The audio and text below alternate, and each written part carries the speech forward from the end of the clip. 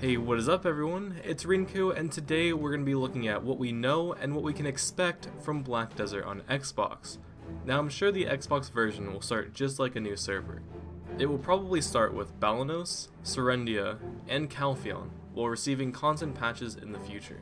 For example, I would be surprised to see awakening weapons on Xbox anytime soon. However, let's look at some differences that we already know about the Xbox version. First of all, the Xbox version is releasing with only 6 different classes.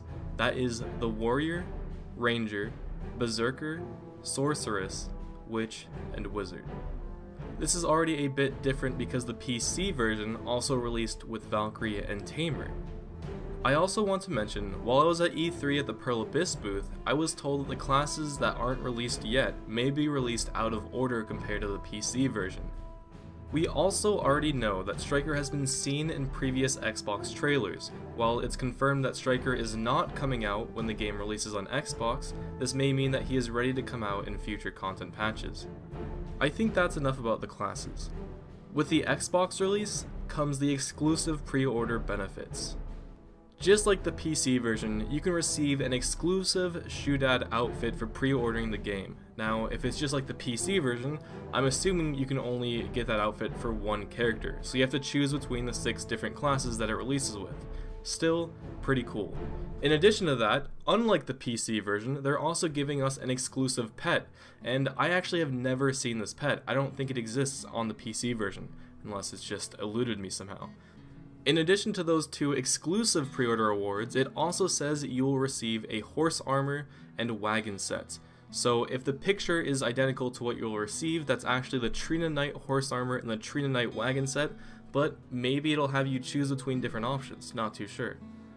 The pre-order information that I've been talking about, by the way, was gathered from the flyer announcing that you can pre-order Black Desert for Xbox on January 7th, and on that day, they will also announce a most likely plethora of information about this game. So if you want to know how much it's going to cost, when it's going to be releasing, what additional details we don't even know about yet, it's probably going to be announced on that day or later. So until then, this video should summarize everything else that we know.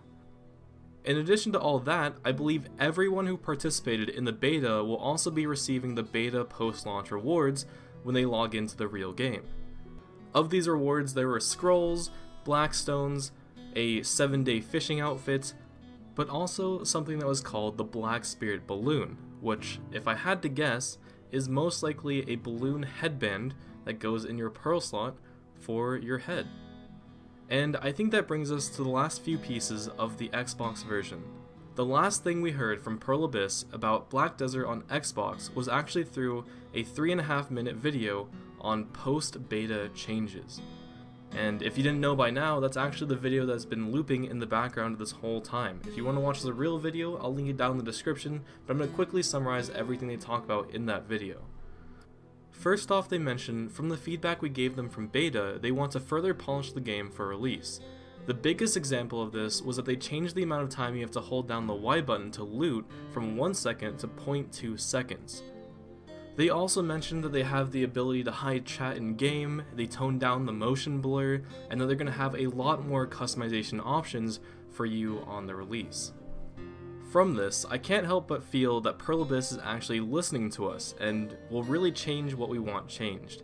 Now, I'm not sure how long that's going to continue for, but everyone that's played the beta and everyone I've talked to is really excited for the release. I feel like it's going to be a really exciting time. So, with that, I think there's only one more thing I want to mention, and that is just a small observation I've made. In the beta, the main questline was slightly different. You started in Western Guard Camp, and eventually, at a lower level than normal, you go through Kron Castle. And most of it seems similar to the normal questline, but the beta stops at level 40.